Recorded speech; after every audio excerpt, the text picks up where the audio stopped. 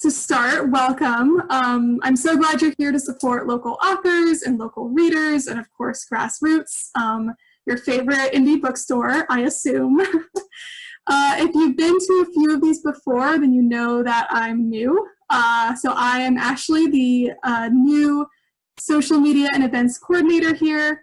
And so here's the way this is going to work. Doug is going to do a reading.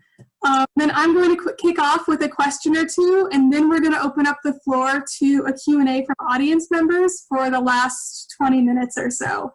So feel free to write your questions in the chat for Zoom throughout the entire event.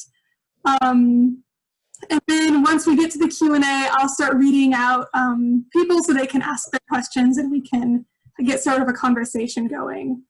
Of course, also the link to buy Sitting in Powell's Watching Burnside Dissolve in the Rain is in the chat. And we do have signed books in our storefronts as well. So those are available. If anyone has any questions about how this is going to run, now would be a good time to let me know. And if not, then I'm going to go into, yes, Carol. I want to just clarify what you were saying. Should we write into the chat any questions that we might have? Was that what you wanted us to do? Yeah. I mean, sometimes it's like a memory thing, really. Okay. But then I'll just call out your name and you can read the question or, start that. But yeah, the full question there would be awesome. Yes. Anything else? Okay. So moving on to introduce Doug. So for many of you, I know he doesn't need an introduction, but we're gonna do it anyways. Doug Stone lives in Albany, Oregon. He has previously written 2 chapbooks, The Season of Distress and Clarity and The Moon's Soul, Shimmering on the Water. And now, of course, he's published his most recent poetry collection, Sitting in Powell's Watching Burnside Dissolve in the Rain. In this collection, Doug Stone, a 4th-generation Oregonian, shares his love of Oregon, its places, its seasons, and its people. Through his lyrical and narrative poems, we are led to witness the power of place, the bonds of family, and his tributes to his favorite artists and poets, all through the lens of the ubiquitous Northwest rain. Doug, take it away. Okay. Thank you, Ashley. And thanks to all of you for sharing a part of your evening tonight. This first day of fall, which has come with actually rain the other day, and it sounds like it's supposed to rain again tomorrow, so much needed. And maybe through this reading we can get a little bit more rain coming, which we really do need. First poem, I want to read the title poem first. Sitting in Powell's Watching Burnside Dissolve in Rain. Eliot got it wrong. April isn't the cruelest month, it's January, and I'm sitting in Powell's watching Burnside dissolve in rain. This is the time of year when it's hard to live in Portland. Even its bright, sharp weirdness has faded away in this incessant rain until nothing's left but a dull gray city. As the afternoon begins to droop like winter-weary eyes, headlights and taillights ignite the traffic spray and Burnside glows like a dying ember. Sidewalks fill with locals hunched under umbrellas, pushing like patient salmon against the constant downpour. I want to go to Phoenix. The voice, I think, in this poem is somebody, I kind of imagine somebody who just moved here in the summer and experienced our Goldilocks summers, and then faced the reality of winter when it finally catches up. But let's imagine our friend in that poem has finally made his peace with Oregon rain, which we all have to do, whether you're a native or have moved here. Letter from Oregon. When I first arrived, I was told I would feel a sadness in the rain-soaked winter light, as if something was lost and might never be found again. Then I learned to listen to the rain and walk without the burden of my shadow. Here the rain tells the truth about everything it touches. The hard city truth of glistening concrete, glass, and steel. The soft, lush truth of those things green and living. the quiet truth of a landscape always under low-slung clouds flourishing in the song of winter rain. On those rare days when the winter sun ignites the sky, it tries to tell me the weight of my shadow is a gift, but I no longer trust the promise of bright, cold light. Rain will be gray. That is the nature of rain. But it will never be indifferent and it will never lie. That too is the nature of rain.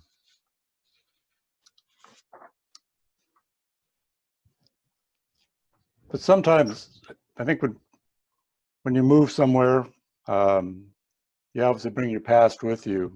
And in some instances, I think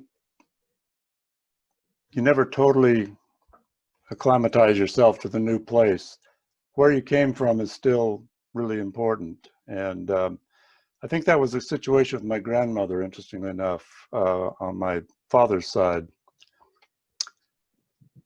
The power of place. In memory of my grandmother. Here on the Oregon coast, rain squalls have been shouldering off the ocean all afternoon. Between squalls, the January sun troubles down the left margin of the sky like a misspelled word, neither warm nor bright, just wrong. The ocean looks like a vast sheet of crumpled steel. My grandmother never liked the ocean. It couldn't be trusted. It moved like a surly, shifty thug. She came from the Midwest, where the land was firm and honest, all the way to the horizon. Another squall blows over me, and I remember how she never cared for our long gray season of rain. If I really wanted to see her glow, I'd ask her about Iowa winters. Thick, deep snow, she'd say. So white it burned your eyes. The glass-sharp sky so blue you could hear it crack. She'd close her eyes and still hear the laughter of long-dead loved ones ringing in the frozen air. My grandmother lived here almost 70 years and died at 92. Her memory racked with dementia so bad she often didn't know where she was. But sometimes she'd close her eyes, and through the murky gray of her dementia, she'd see that young school teacher she was before she came west. And she would recite the names of Iowa's 99 counties in alphabetical order. That's actually true. She could do that. She was the valedictorian of her normal school class when she became a teacher in Iowa, and one of the things you had to be able to do was to name all 99 counties in Iowa in alphabetical order. And that memory was there forever. This is a poem, a memory poem for me. I don't know if it's a gift or not, but when you get old, there's an interesting thing in that through experiences, you maybe experience things that no longer exist. And I'm not talking about things like rotary telephones and those types of things, although that's true. I'm thinking more natural things. And if you think about it, if you're under the age of 40, you never saw Mount St. Helens looking like Mount Fuji with that beautiful top. You can only see it in pictures. You're too young.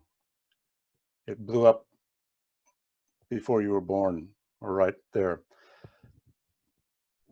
This is a place in Oregon that I experienced as a kid. I was probably 7 and 8, that no longer exists, but it's in my memory. Requiem for Celilo Falls. And Celilo Falls, if you're not aware, was a set of falls that were about 13 miles east of the Dalles. And they're incredible fishing grounds. The Indians had been there for millennium fishing, but it doesn't exist anymore. Requiem for Celilo Falls. When I was a kid, we used to stop on our way to my granddad's place in eastern Washington. As we walked toward the sound of the falls, I heard the air shatter, felt the ground quiver. It was the ancient voices of all those rivers that make up the Columbia thrashed to a single angry roar by the clenched fists of the rocks, then tossed over the falls in a swirling froth of white water and mist, full of leaping salmon. The roar of the falls is caged in my memory. I can still hear that anger these many years, after the dams lobotomized those ancient voices into the placid silence of the Columbia that can't remember how to be a river anymore. It's an incredible thing, and the memory that's just sticks in my mind is the sound. It's such an incredible sound. They said at spring flood or spring runoff that more water was going over Celilo Falls. They're only 50 feet high, but more water was going over those falls than was going over Niagara Falls, because the watershed of the Columbia is so massive. So there's another poem that's sort of may become a memory. Unfortunately, this poem I wrote about 6 months ago. My granddaughter, she's about a year ago, she got her driver's license, and one of the places she absolutely loved to drive. She's an outdoor girl, and she loved to hike, and she loved the North Sandy Am area, and many of the areas that she just absolutely loved aren't there anymore. And I wrote this poem thinking about her and, I mean, the enjoyment that she was having, but now the poem sort of is becoming, unfortunately, is becoming a memory for what happened up there. North Fork of the Sandy Am. The canyon has been winter silent as a long forgotten song, but the river has found its voice in the spring melt. Whitewater flashes on shafts of sunlight. A river of attitude now, it sings through the canyon and wakes all shades of green from their gray winter sleep. Its song conjures up the cool mist out of the cool air that drifts down the canyon into the forests and dances with the firs to the river's song until every needle glistens with joy. I was preparing for this reading, I rereading this poem, and all I could see, the image of the mist moving down the river has been replaced by the mist of smoke and fire moving down the river. So we'll see. Let's zip over to the coast real fast. Fisherman. Each time the sudden south wind catches him too far from port, he swears it is the last time. A year ago, 2 friends went down. One they found, the other he imagines floats somewhere just beneath the surface. A silhouette circled by the broken sunlight, his arms outstretched like Christ, who used to fish, but quit. My wife Linda and I, we lived in Newport for several years, 8, 9 years, and that's where we met Jan and Tig. There you are. And one year there was just a horrendous storms came in, and several boat wrecks, and that too is kind of seared in my memory. Let's go over to Central Oregon. An old barn near Fort Rock. The high desert wanders off in all directions as if lost in its own emptiness. An old barn pummeled by 100 years of weather slouches in the sagebrush like a fighter trying to cover up, waiting for someone to stop the fight. The hot afternoon wind leans hard against the barn's last good side, body punching with gusts until I can hear its bones crack and pop. Punch drunk, wobbly kneed, quivering like it has for decades, the old barn still stands, not out of tenacity or the will to survive. It stands because it can't remember how to fall.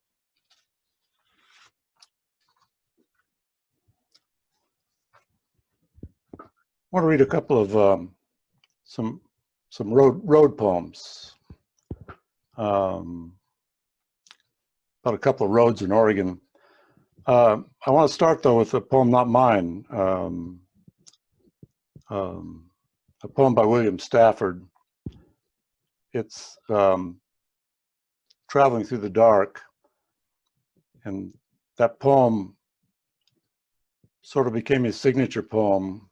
And I think that'd be a term he'd hate. I think, you know, he's like, I think like most artists, I think his sense was the poem, the important poem was the next one.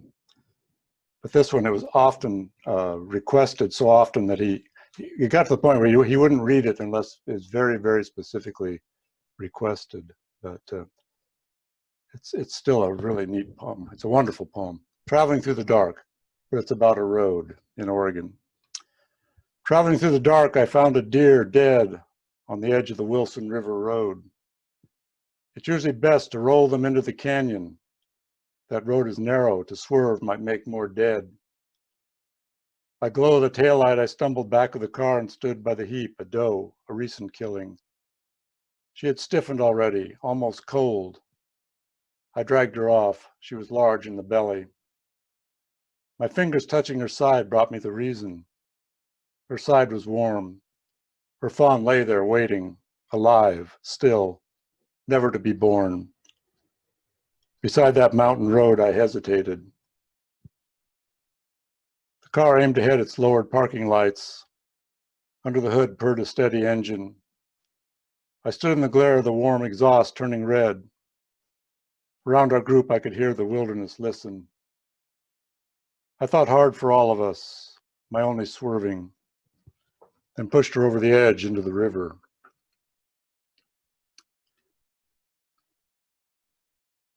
A couple of weeks ago, I and a couple more people that are here on the reading, we were in a workshop with Kim Stafford, and during one of the breaks, I asked him if that poem was true, if that really happened, or was it, you know, there's always the imagination. The poet always, you know, poetry ultimately is a work of imagination. And he said, no, it was true that that William Stafford, I think for a couple of years, taught a class one night a week or one day a week in Tillamook. And that's the road that from where he lived in Portland or in Lake Oswego that you take to make that cutoff to Tillamook. And he was coming back in the evening at night and found this deer on the road. But I got to thinking about the road, the Wilson River Road. It's obviously it's one of the roads you get to the coast. And when I was growing up, anywhere in the valley, you're growing up as a kid, you always want to go to the coast. I don't think that's changed much. But I'm not convinced that there was a single road in the 50s and 60s that was a decent road to get to the coast. They were all wild roads. Every family that I know growing up in Albany had a kid who got car sick on the roads that we had to take from Albany. You either took Highway 20 to Newport or Highway 34 to Walport, and there were serious debates among fathers about which one was really the worst road.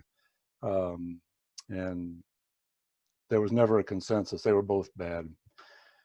But I was thinking about the Wilson River Road, Stafford coming back. I was thinking about going on the road back to the coast. The Wilson River Road, thinking of William Stafford. The Wilson River Road can be a nasty stretch of asphalt, especially at night, shouldering through the mountains like a mean drunk, staggering towards the coast. But this road is also a poem, reciting its way along the river, its sharp swerves and curves, poetry of pavement, reading the mountain dark. It is a road of shadows, the river's voice and south wind dancing in the trees. A road like life, so many turns, so many decisions, so many places where it can all go wrong, and midway through your journey, you may wonder if the trip is really worth it. But as your headlights search for that final curve near the end of the road, you feel the ocean breathe new life into your soul. You're no longer just traveling through the dark. Now you know you've been on the right road all along.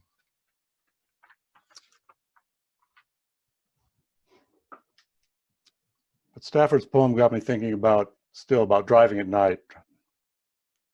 And so let's go to another road. Let's jump again in our car and go to on a road somewhere between Bend and Boise. I'm lost in tire song on this 2-lane blacktop, my windshield splattered with stars. High beams hollow out the dark as I power down this unfamiliar road. But on this endless empty highway, there is no danger except to die alone in wreckage of my own making. Here in the middle of nowhere, I don't need or want a map. I'm in this perfect sweet spot where my future is just the road beyond my high beams, my past, an empty rearview mirror.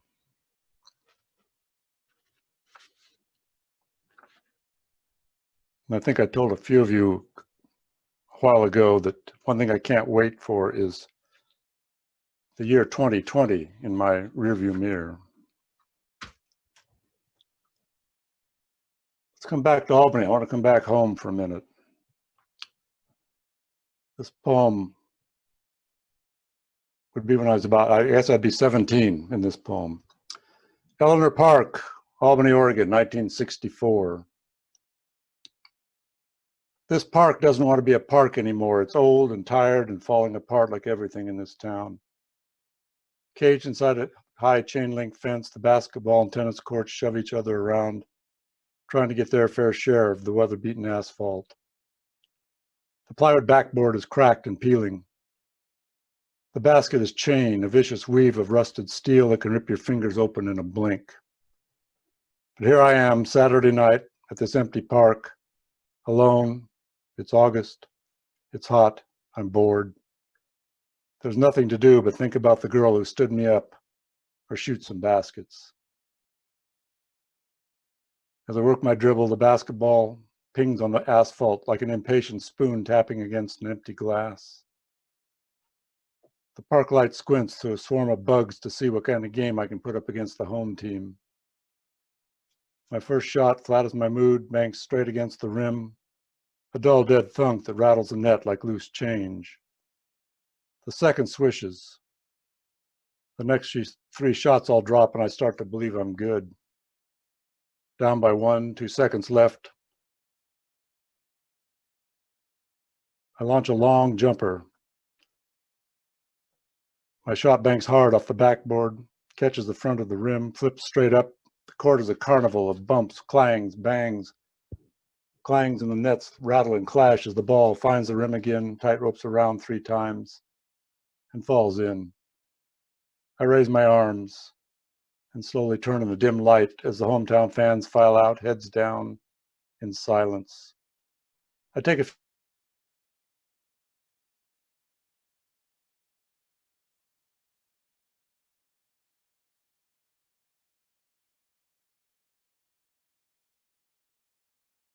as the dying bounces.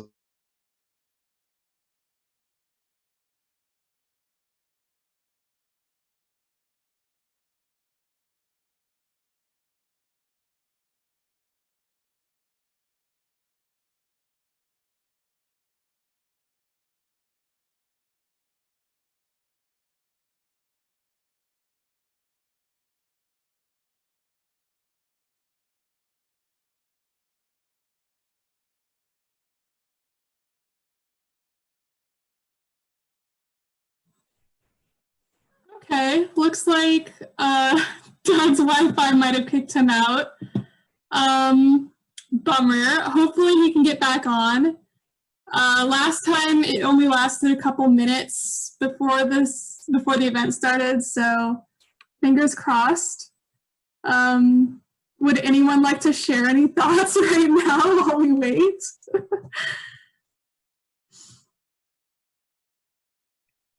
I just want to say, I grew up in Albany, and listening to Doug's poems, I love because I see myself in those places.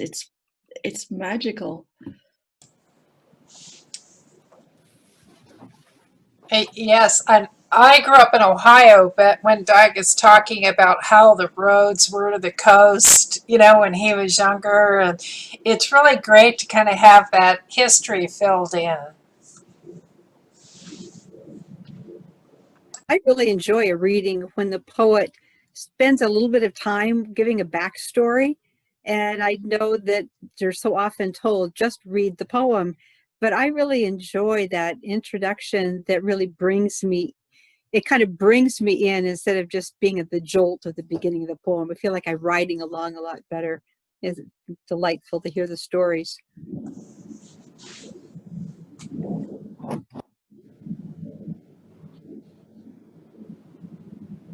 It's been fun. Does anyone here feel like they have a better sense of Oregon after listening to some of this? I mean, I'm not from Oregon originally, but especially Albany and some of the other areas, it's helping define that sense of place. Or is it just me? I think so. And I mean, I think that the Corvallis, Albany, all that area has a personality of its own, compared to some of the other areas of the state. What way do you think it's distinct? Oh, yes. Oh, yes. There's a lot of sense of community. And I don't know, there's something about the landscape. There's just the energy of the landscape in that area that's just, I don't know, it's special. And maybe it fosters community. I don't know. I haven't lived in Corvallis, but the people I know, some of whom are here, could testify to that. I grew up in Bend, and so hearing of the poem that was by Fort Rock was definitely something I could tune in, and driving towards Boise, I really enjoy going, and still do enjoy going back to Eastern Oregon, where I think of Bend as Central Oregon, but it is definitely the launching space for going east, and love that open country, and just his description of the barn was just so delightful. It's something that, we see old barns in the valley, but there's something different about seeing an old barn when you've got a wide expanse of flat land and maybe a few buttes off in the distance that just, it just has a different kind of resonance to it, especially as you see them sort of leaning and wondering how long they're going to be able to hold that position. Yeah, and we've lost a lot of barns. So I used to feel like a visitor because I came from the Midwest. But I've actually been out here now 36 years, which is a good lifetime. And so some of the change that he talks about is still, it resonates with me just because I've been here long enough, and yet I still feel like a visitor sometimes too. I had to look up to find out when Celilo Falls was inundated by the dam. I couldn't remember. I do remember being in the Midwest when Mount St. Helens went off because we watched it on TV, and I hadn't heard of Mount St. Helens before that. That was just before I came out. So yeah, it's kind of fun to ground me in a few things that are before me, and then a few things that I can relate to, because I'm getting closer and closer to feeling like I really belong here.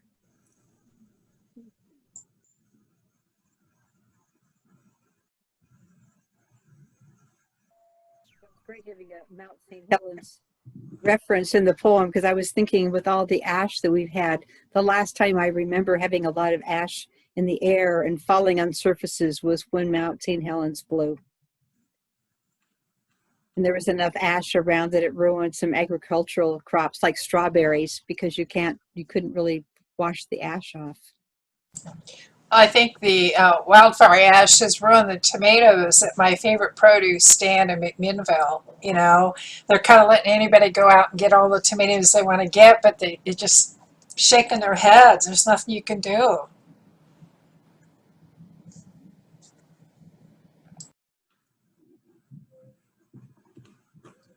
Well, I am not seeing any sign of Doug yet. Hey, Jack, if you're available, Jack, the owner of Grassroots, he might have Doug's number and can give him a call. Otherwise, we're in trouble. Well, he could read his poems on the phone, maybe, if he could dial in on his phone. Yeah, he could do that. I'm not sure if he knows how, but we will. Have I gotten unmuted yet? You're unmuted. Okay, I'm ready for the phone number. If anybody has a copy of Doug's book, we could try doing a little roundtable reading right now, but I don't think it's a long-term solution.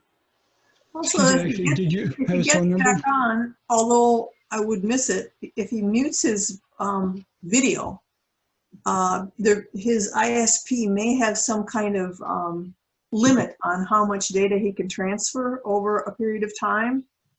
And then it'll reset itself and then he can transfer again. But if he limits the video, we can hear the audio, and that limit won't, if there is such a limit on his account, it won't be approached as fast. Yeah, that would be a good solution. Yeah, let me see. Do you have Doug's number? I can try to call. Say that again? Do you have Doug's number? I can try to call him. I do not have his number. I can go digging through some old emails to try to find it, if you would like. You know. That's what I thought you said. I'm sorry. Okay. I'll double check our email and see if there's anything you sent to us. In that case, we will sit tight for a bit longer. Does anyone? How are things in New York? It's in New York? Yes, he's in Long Island, New York. Things are good. We're getting the rain that you guys need to have. Hi, Frank. Hey, how are you? Good. We're going to get a lot of rain tomorrow. That's great. Yeah. Glad to hear it. I'm glad. Hope we didn't send you our wildfire smoke. It was here for 2 days. Oh, Yeah, it was 5 miles up, but we could see it. oh my gosh. Yeah, so it was kind of dark for 2 days. But We couldn't breathe. I know. It's just horrible.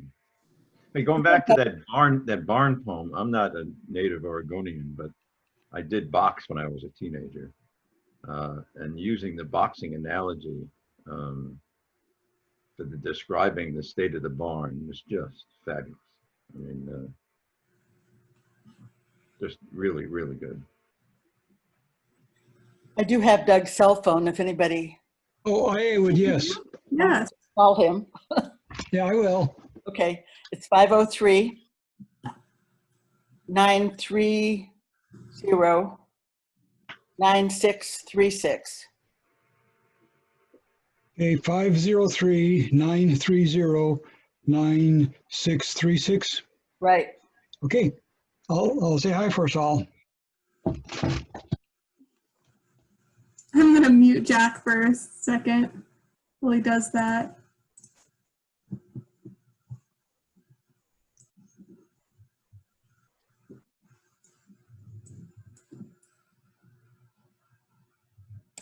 One of the things I have enjoyed about his poems tonight was talking about things that were no longer there. You know, not that he wanted to, but just not only the things that weren't there yet, but the things that are no longer there. And I think that resonates in ways. It was giving me a lot of ideas of things in my own past, you know, that are valuable and still in my life today. Do you have an example of something you're thinking of? What he was talking about? Sure, or something that it made you think of with your own past. Oh, sure. Well, you know, I was just at home visiting my brother who's quite ill. He's actually dying. And just really thinking of times we spent on the farm when we were younger. And like, for instance, we used to have this big corn crib at the bottom of the hill from this house where my grandparents lived in, and he lives in that house now. And that was falling apart probably 30 years ago, and now it's gone. But it's still there as far as I'm concerned, because that's the picture I have from the time I was like 6 years old. So even if it isn't there in the present in actuality, it still occupies a space that has a meaning for me. I think that's such a powerful thing that poets and writers do, right? Is they like really ground that meaning, and like they force you to visualize it in those different ways that keeps it being real for us.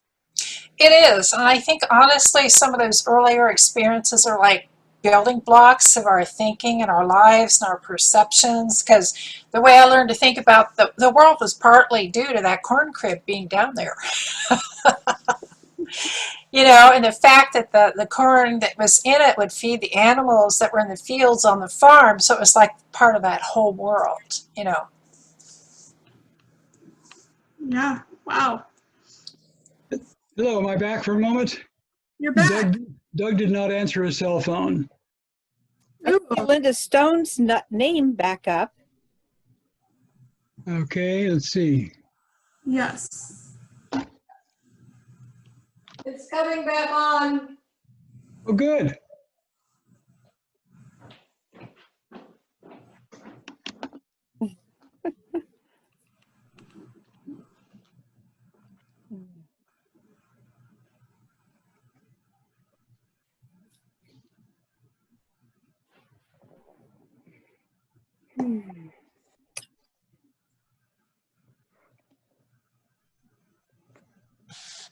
So Linda, you're there. Linda Stone, here. is Doug going to make it? Is I he don't gonna- know. I might have to take in my laptop. I think that might be a good solution for right now. Okay, we'll see what we can do here. Oh, it's getting dark. Here.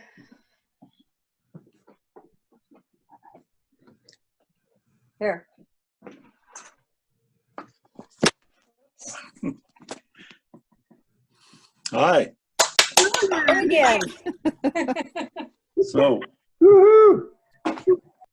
Yay, Doug! hey. Are you ready to jump back into it? I am. I don't know what happened. The computer still won't let me on, but apparently lets her on. So anyway, I want to just finish up with 3 poems.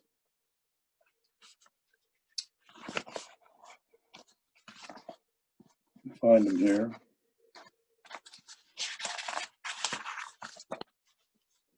About some special people that artists from Oregon that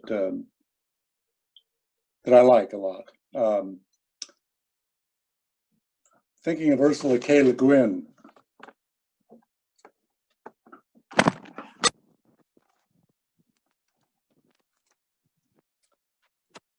The word must be heard in silence. There must be darkness to see the stars. Ursula K. Le Guin.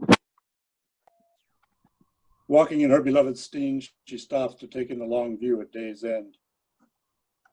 She watches the last thoughts of light drift across the high desert quiet and set the river gleaming, like a ribbon trailing from the hand of a child running off to the edge of the earth, where stars begin to sing their silent songs for her in the cathedral of the darkening sky.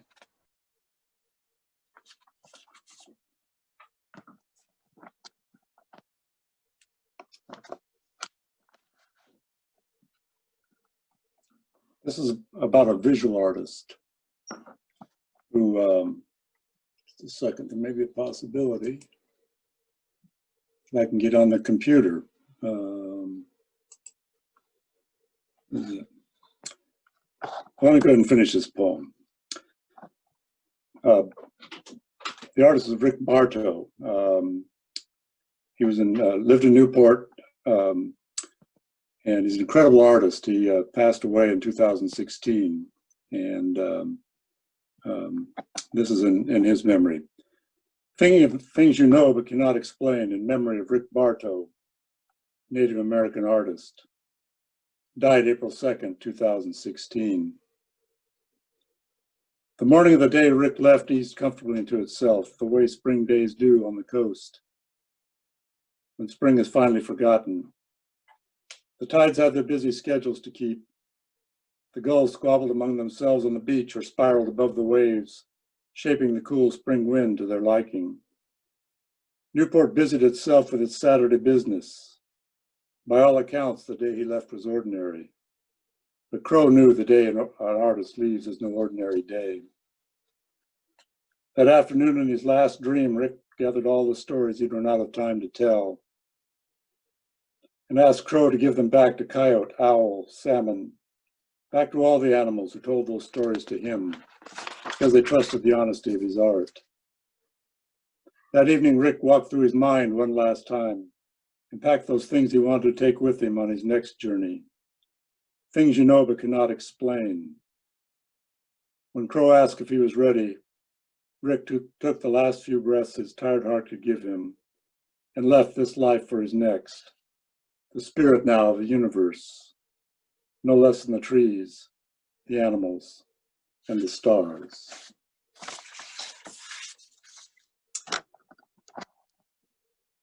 The last poem I'd like to do is it's in memory of Peter Sears. Peter was the 7th Poet Laureate of Oregon, and he was instrumental for helping me, particularly my first book, In the Season of Distress and Clarity. He helped me put that book together and basically said, send me 40 poems and I'll pick out 6 that I think would make a good book. I'm sorry, I'll pick out 20 that would make a good book, and he did. And the book was accepted and published, and I owe him a lot. But he was an incredible poet and also an incredible teacher. In memory of Peter Sears, poet, teacher, friend. I believe that when I hear a poem, I hear the silences between the words. Peter Sears. Auden said the death of the poet was kept from his poems, but he was wrong. When poets die, their poems know and they grieve. For Peter, there came the time when time had run its course, when every breath he tried to take was broken and he had no more distance left in him. His poems knew he was dying. He kept no secrets from his poems. The honesty of his poetry had given them the strength to know the truth. When Peter stepped from this life into his next, his poems understood. He had prepared them well to be poems in a world without the poet. They grieved, oh, they grieved, but did so only in the silences between the words.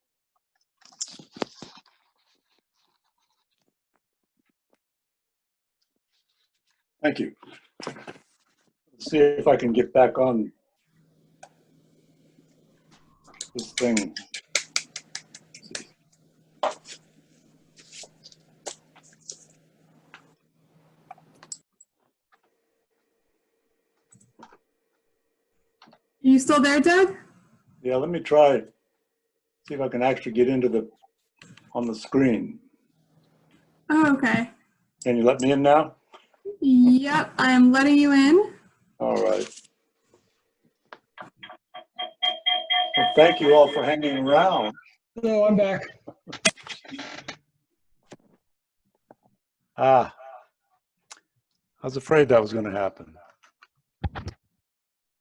Anyway, again, thank you for hanging around. So, Thank you for your reading. Are you open to a few questions before we wrap everything up? Yeah.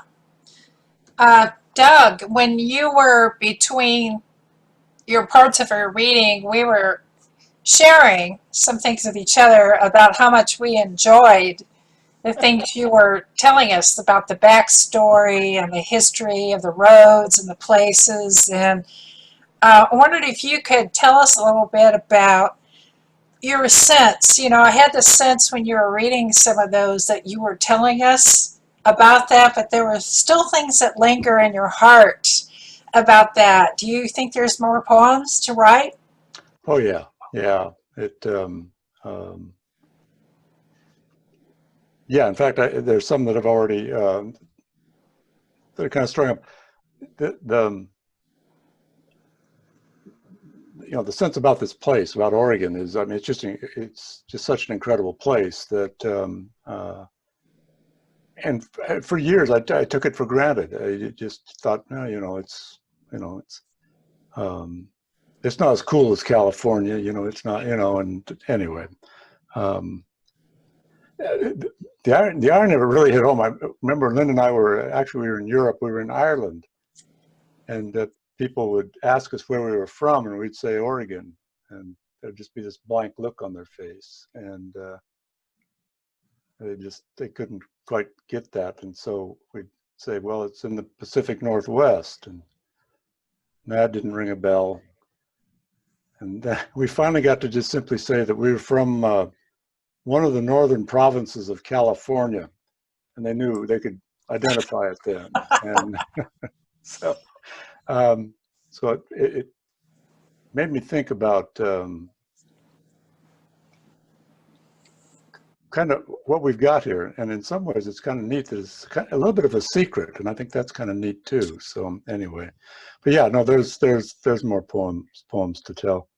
I'm glad you brought up the fact of that in kind of describing some of these poems. I've had I think I've told some of you this before, but Peter Sears was an incredible teacher.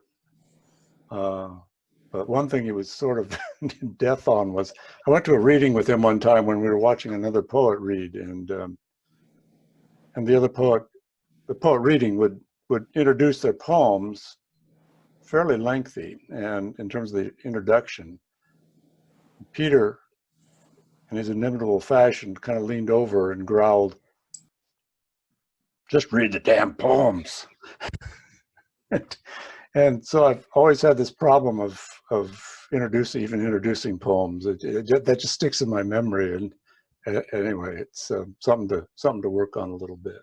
But I will tell you though, Doug, that something that really worked for you tonight was kind of how you would talk a little bit and then you get in your poem, and it seemed like you were very conversational with us, which I think worked really well.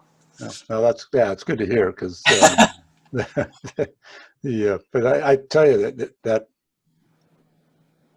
that sound of Peter's voice in the back of my mind, it's just always there, you know. And he was an incredible teacher. I mean, he was an incredible teacher, and I really miss him. I miss him a lot. Just generous but boy, he was not for the weak. You know, he didn't. He could take apart a poem. It's almost clinical the way he would do it. So it didn't hurt, but by the time he was done, he had a lot to work with in terms of fixing it. I guess that was it. So anyway, but that voice, I can still just hear that, just clear as a bell. So Like the thing that I was sharing when the time was quiet was how much I was enjoying your backstory. That I really, because I remember Peter saying just what you were saying as well. But there's something about, there's a connection that the poet makes with an audience when you tell a little bit of the story, and it invites them in to the experience and not just to the words. And I think that's a gift. You know, I suppose a person could do too much of that, but I think I really like that a lot. Otherwise, sometimes I have a hard time really stepping into the poem because it starts so abruptly. Yeah. And so I appreciate the way you were doing it. Yeah, I'm not sure I'd say it if, I'm sure I wouldn't say it if he was still alive. That I don't think I'd say, "Peter, you're wrong," you know, because I do think he's in a way he was wrong, but yeah, in terms of that, it's interesting that poem to him, the last one I read, the elegy. I think I've told some of you, I played this silly game with that poem in a way of trying to imagine taking that poem to a workshop if he was still alive. What would his reaction be from the poetics of the poem? What would he think of the poem? And I think there are some things I think he would say I need to work on in that poem, particularly around line breaks and some other things. I'm pretty sure he'd want me to think about it a lot anyway. But the one thing, if you remember the way that poem started, Auden said the death of the poet was kept from his poems, but he was wrong. I'm sure Peter would get a kick out of saying you had the guts to put into a poem that Auden was wrong. He said nobody ever would have told Auden that he was wrong about anything. So Peter would have liked that that aspect of it, and I think anyway. But still miss him though. He just is an incredible teacher. Hey, Doug, it's Frank Rink. You and I met a couple of times at Linda's house. Yeah, you're up really late, Frank. Yeah, this is You're on Long Island, so yeah, it's 11 o'clock here. But yeah. I just wanted to say I'm not a native Oregonian, but my relating to your poems really comes from my humanity and understanding who Doug is, and what you see on a dark road is what I see on a dark road, even though my dark road might not be in Oregon. There you go. Yeah. The magic of I think the magic of Oregon is always been that you don't have to be a native at all, obviously. To it's more yeah. It's no offense, Frank, to actually the East Coast. I don't know. Long Island, actually, Long Island's beautiful. I like it's sort of like it's not in my mind not really connected to the. But anyway. I'm sort of convinced that people on the East Coast in general, I mean, there's this thing, I think people there are kind of convinced that if you want to, you could pave the world. You could do it, no problem. And I think in Oregon, you don't sense that. I think it's so fascinating, and it's been this way from the time of the pioneers. It's back east, it's behind us. Everything's to the west. Our instinct, I think you really figure, to me, if regardless of whether you just came here yesterday or you've been a native, I think you'll be an Oregonian when your instinct is to look west. You look west for the weather, you look west for the sunset, for the end of day, and I defy anybody to stand at the edge of the Pacific and tell yourself that you think that you really are the center of the universe, because that will convince you that you are not. And I think that's something that's really true here. And I'm not convinced that's true other places. I'm really not. I really don't think so. But anyway, that's. I think a lot of New Yorkers think the sun rises and sets in their own belly. Yeah, yeah, that's it. Well, I'm comfortable with us being out west, out away, whatever. That's fine with me. So I mean, when I meditate in Oregon. Believe me. There you go. Yeah, that's what actually these fires when they hit something that I think it's absolutely an instinct of an Oregonian, a true Oregonian. The nastiness of these fires was the way that they happened. Was that a true Oregonian knows that nothing good comes from an east wind. And that's what happened with those fires.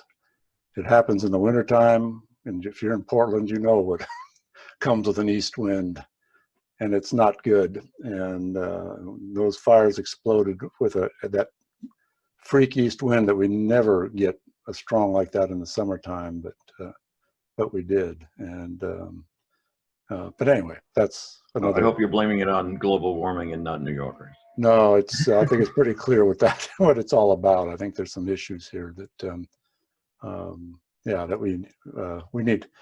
Obviously, it needs to be dealt with. But yeah, I think again that's just part of being from Oregon. And I really include Washington in that, and I'm not convinced that they'll accept us, but I really throw British Columbia into this too. And there are times when I really throw in parts of Northern California, but I'm not sure about that yet. The jury's still out on that one, but anyway, so we'll see. So. Well, we are just touching on 8 o'clock, so I think that's really wrapping up our event tonight. Thank you everyone so much for your time coming here and your questions and your patience. Your patience especially. God, thank you. And of course your support for Doug and for Grassroots and everyone else here tonight in this literary community. Of course, I have to remind you, you are welcome to buy Doug's book at our website. We have autographed copies in our storefront. We can probably get more in a pinch if Doug is willing. So, of course, check out all of that. And thank you so much for being here. Thank you very much. Thank you all. Thanks, Doug. You bet. Thanks, Thank you Doug. for hanging around and your patience. Thank you, Ashley. Yes. Yeah, thanks, Ashley. Bye, everyone. Bye-bye.